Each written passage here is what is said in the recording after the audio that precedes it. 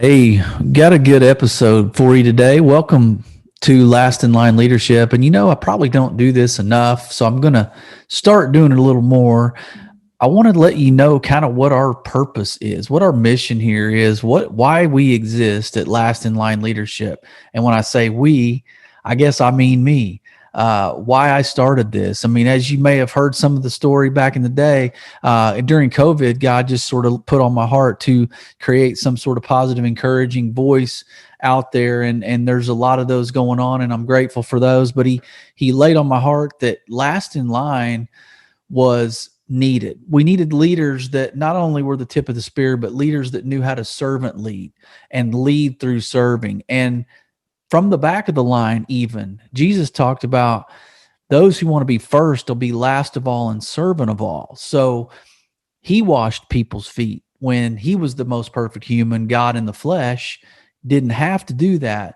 So he was the epitome of servant leadership. So this is a servant leadership mission we're on, to tell stories of people who have done things on behalf of others, who have stood in the gap for other people, who have fought the fight that others can't fight for themselves, who have really just put their own desires on the line, put their own wishes and maybe even sacrificed their own well-being sometimes for other people.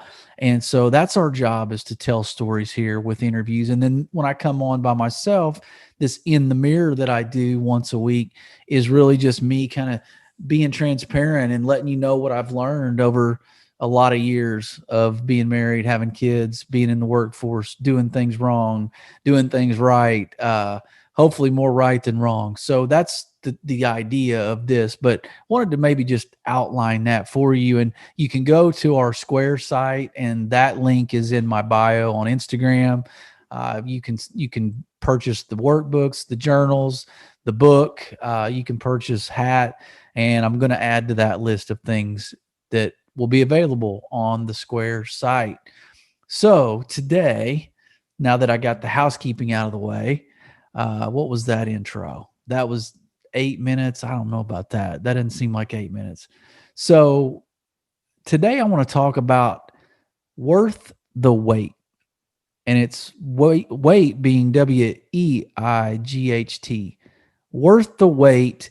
And it's how heavy helps. You're welcome on alliteration. So the heaviness of life, the loads we carry, some of the chains maybe that we're lugging around, how those can benefit us.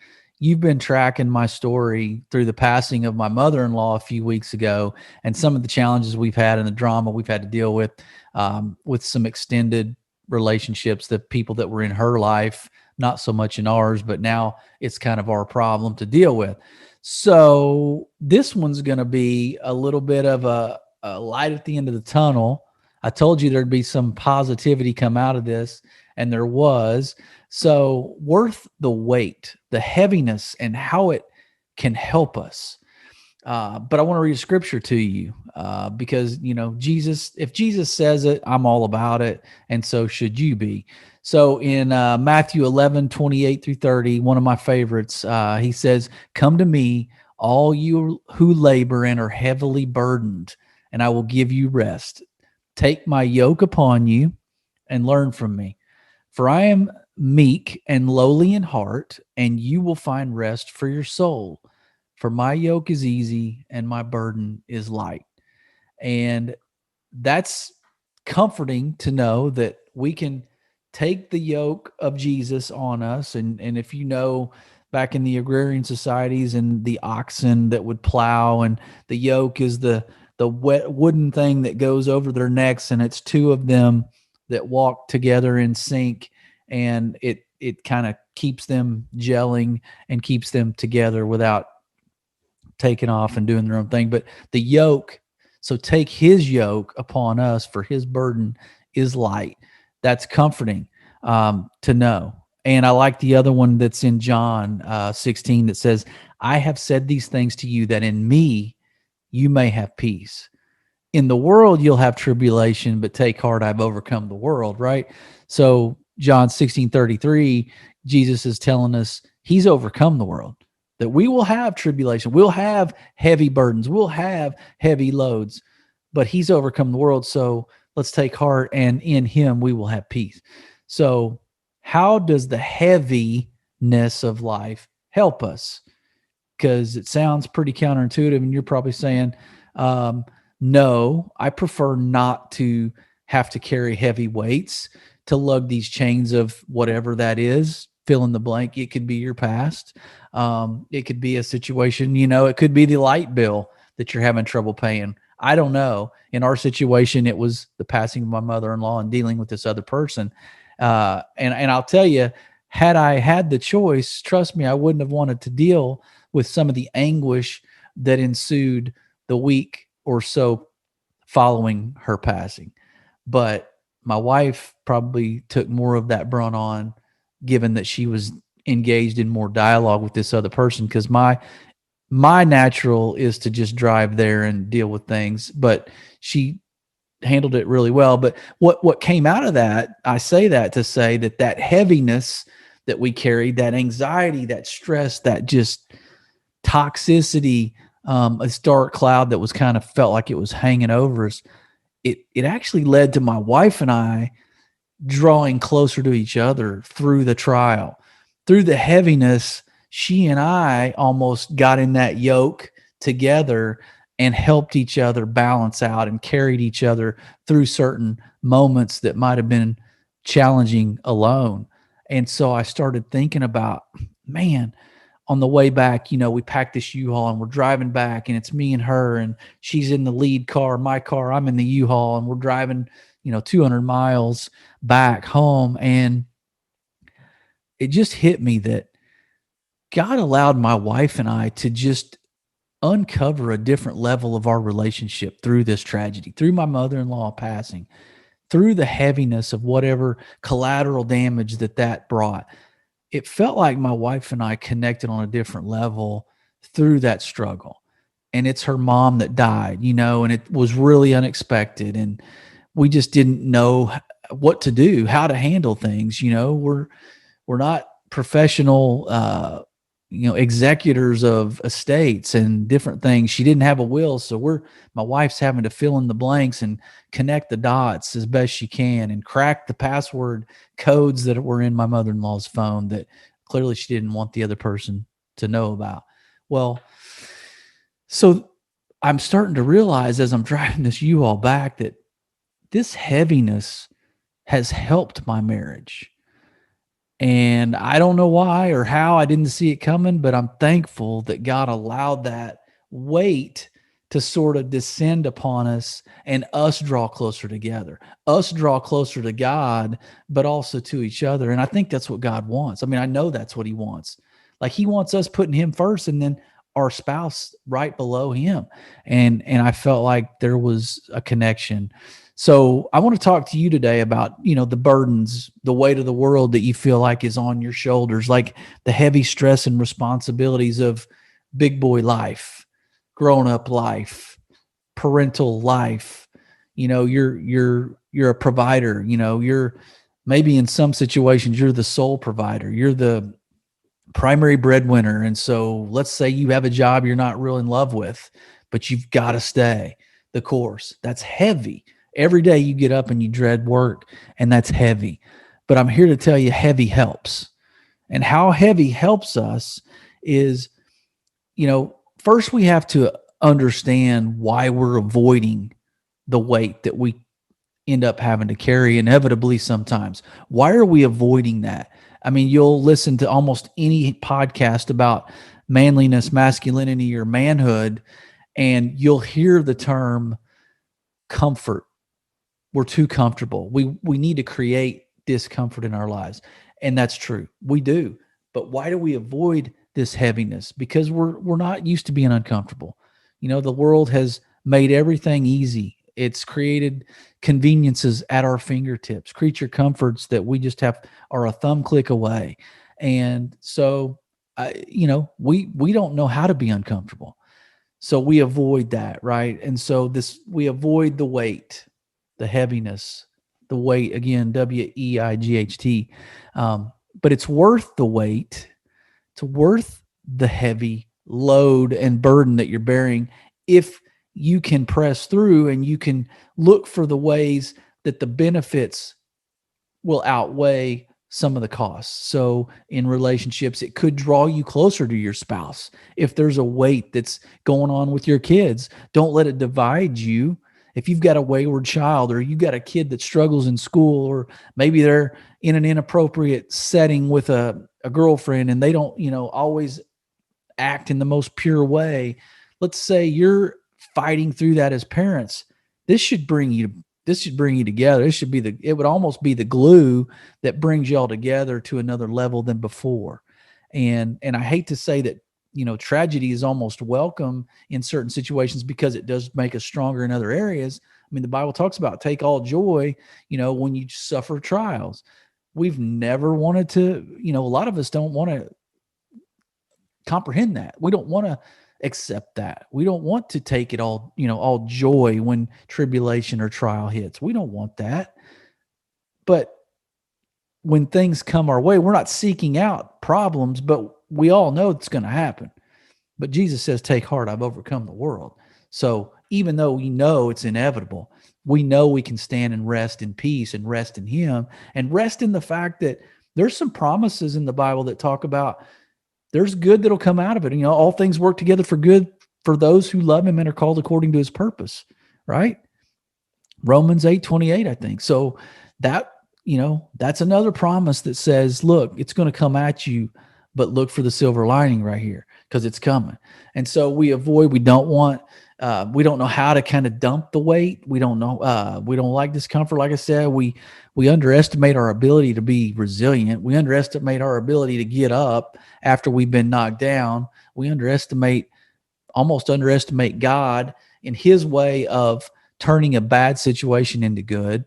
We underestimate our spouse or relationships in our life that we might need to rely on. We underestimate. So then we avoid all this weight, the heaviness of these burdens and these struggles in life. And so, some of the challenges that we have during, the carrying of that is, I'll speak from experience. Like, it's humbling to be stuck in a situation where you've got to carry a load you didn't see coming, or you've got to carry a load that might be exceeding your capacity to be able to carry it.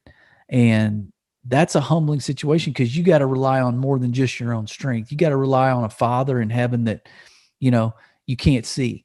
That's what faith is. And even Christians, even believers struggle with that. I don't know how people, my wife and I talk about it all the time. I don't know how people make it in life without God, without a faith in a creator, without really conceiving the death and resurrection of Jesus. Like, how do people make it in this world, this dark, dark world, on their own without a belief in a creator, in a God and that loves you and sent his son for you? So I don't know. It's very humbling to be underneath the weight of a burden in life that you really don't know that you can carry, don't think you can carry. It's exhausting too. Obviously it taxes your mental capacity. It taxes our emotions. It taxes us physically. When our emotions are in distress, our body follows suit, or at least mine does. I don't know if I'm just dreaming up illnesses or fatigue, but when I'm mentally drained, I'm physically drained. And, it almost goes vice versa too, the other way around. When I'm physically drained, I don't want to invest anything emotionally or mentally. So it's exhausting to have to carry certain things, especially when you have to carry them for maybe an indefinite amount of time and you don't know where the end of the road is for this struggle. This burden could be a year. It could be longer. We don't always know when the end is coming of this trial, but the weight of it seems the longer we carry it, the heavier it gets. So, thankfully we've turned a corner with this situation and in our lives. And so we've connected on another level. Like I said, we've moved through some of the harder points of this, dealing with certain people that are involved, and we've almost put a bow on the situation. And then we're going to be able to focus on more of the grieving her loss of the loss of my mother-in-law, grieving and celebrating her life with a service and a formal gathering of the people that loved her. And, we haven't even been able to do that yet because there's been so much drama and so many loose ends to tie and such heavy weight, mostly on my wife's shoulders, but I'm there to support, and what she feels, I feel. And if you're married, her pain is your pain, and it should be anyway. And so I want to be there to take it off of her, but I can't sometimes. And I feel helpless because we want to fix and we can't always fix. I've gotten to the point where I try to imagine what she's trying to think about planning. And then I try to be proactive and create ways for me to just step in and do little menial tasks that she doesn't have to worry about. So that's just an example of, man, this should draw you together, and it has drawn us together. And so, but man, it is exhausting to have to carry the weight. And then, again, carrying this weight and the challenges, during this time, there's a lot of disappointment attached, and that goes without saying. But those are some things that are just costs of doing business through the heaviness of carrying the weight of whatever burden, trial, challenge, hardship you're dealing with. But our job as men is to step in and still lead, even though we may not have all the answers or solutions right then in those moments, and people are grieving, people are struggling.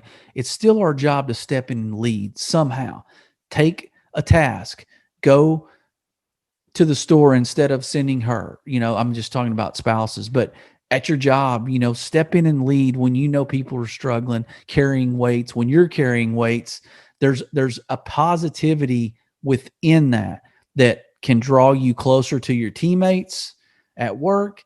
It can open a door for you to develop a new skill set, because this other thing might need to be distracted from this other weight that's on you. So you try something else and you focus your energy on this. And then, oh, by the way, I figured out I'm decent at this too. Like, that's just an example of how it could be beneficial or positive. And there's a silver lining in there potentially. So, I mean, man, I would say that, the benefits, there are benefits obviously to carrying these heavy weights of the world on your shoulders.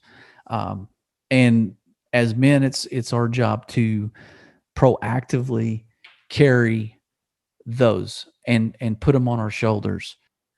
So it's our job as men to set the example for our family. It's our job to show them that we are going through some stuff. Like, I don't think it's bad for us to be that transparent with our kids or friends of ours or extended family when we're carrying a heaviness. I don't think there's anything wrong with, and you're not looking for a pity party. You're not playing the victim, but you are being transparent enough to say, guess what? Here's what I'm heavy. Here's what's heavy on me, but I'm still pressing through. Here's what I'm doing in spite of. Here's what I'm doing in the face of this. And, not verbally saying, watch me, but your actions say, take notice of this, because you're going to go through something like it. And so you can see I'm doing it. So you'll probably be able to handle it as well. And that's an example for your family. That's what I'm hoping to show my kids, and my wife and I are showing them through this. Is it's heavy, but we're pressing through. We're not doing what's easy. We're not doing what we feel like doing. We're doing what's necessary, but with grace, and we're honoring God in the process. And that speaks volumes to them. And maybe we won't even see the fruit from that right away. It'll probably take some time, but it will be there. So those are seeds we're sowing, and I'm sure there will be a reward to that by how they handle adversity going forward. It creates muscle memory for future adversity, like carrying these weights that we have to carry in life. It's creating that muscle memory, because we know that, hey, this burden you're carrying today won't be the last one, right? But in a year from now, if you carry something similar or something heavier, God forbid, or positively, something less won't feel so bad because you carried this heaviness, you can carry that one. So adversity is not going to stop coming at you. So the more you can learn to carry the weight, it's worth the weight, right? It's worth that heaviness because then you're equipped to handle future adversity. You know how to walk that out. You know what steps to take. You know what not to do if you handled it poorly the first time. But trust me, it's coming again. And we don't have to be always on the lookout for something bad to happen or the next shoe to drop. But we are not surprised when challenges and weight comes and here comes, the world laying something on your back and your shoulders again that you've got to carry. Let's not be surprised because we've created that muscle memory on how we've reacted and how we've handled this particular situation. So, and finally, you know what? I think that the benefits of the weight and what makes it worth the wait is how we handle it during and how it honors God, during and after. What are we doing to honor God through the weight of the situation, the weightiness of the situation, the heaviness of the situation? What are we doing? How are we conducting ourselves? And does it honor God? Because it'll be real easy to do things that feel right and make us feel better, but it takes us way off the reservation when it comes to our principles, standards, values, morals, and how we line up with what God says, and grace and mercy and self-control, right? And patience. Like those fruits of the Spirit, we can get way off track if we worry about how we feel in a moment and what feels right. I think we got to draw a line in the sand. The line in the sand needs to be spirit, flesh. I've talked about that before, but we got to walk in the Spirit. We got to walk in more alignment with God and his fruits of the Spirit and not go the direction that it's easy to go. The knee-jerk reaction is to go a different way that feels better, that makes us feel good in the moment, that maybe feels lighter. It makes that weight feel lighter. We're kind of, we're knocking a few of those weights off of us because this feels better, but it doesn't line up with who we are, what we stand for, our character. So those are some things that I wanted to verbalize to you. Again, the worth the weight, how heavy helps, because heavy does help whenever we understand how to carry it, when we have faith in our ability to carry it, when we understand God's promises of he's going to give us rest and peace, take his yoke on us, his burden is light. When we lean into him, he's overcome the world. We can take heart, we can have peace in the fact that he's overcome the world. So anything the world shoves down our throat, we should be able to handle if we're in him and we're close to him and we do things his way. So we don't avoid it. Don't be afraid of being uncomfortable. Don't underestimate God's ability and don't underestimate your own. And whoever you're walking this thing with, your spouse, your kids, your boss, whoever, teammates, don't underestimate the ability that we have to carry more weight than we think and our ability to be resilient. So just understand that it's humbling, right? It could be disappointing, and it could be exhausting. But on the other side, our shoulders are broader, right? We can stand up a little more upright. We can kind of hold our head up and we can carry more weight the next time because of our ability to create that muscle memory and walk through these weighty trials, these heavy burdens, these heavy hardships. We get through them. We're more equipped to handle the next one. We're more equipped to help other people down the road. We set that example for the people that watch us, and we honor God in the process. So I hope that was good. I hope that helped. Go check us out on Instagram, Last in Line Leadership, Facebook page. We've got a website, a Square app website for you to get materials, get resources, get merch. I've got a little Last in Line merch over there. So, hey, thanks for following us. Share it if you liked it. With that, be blessed.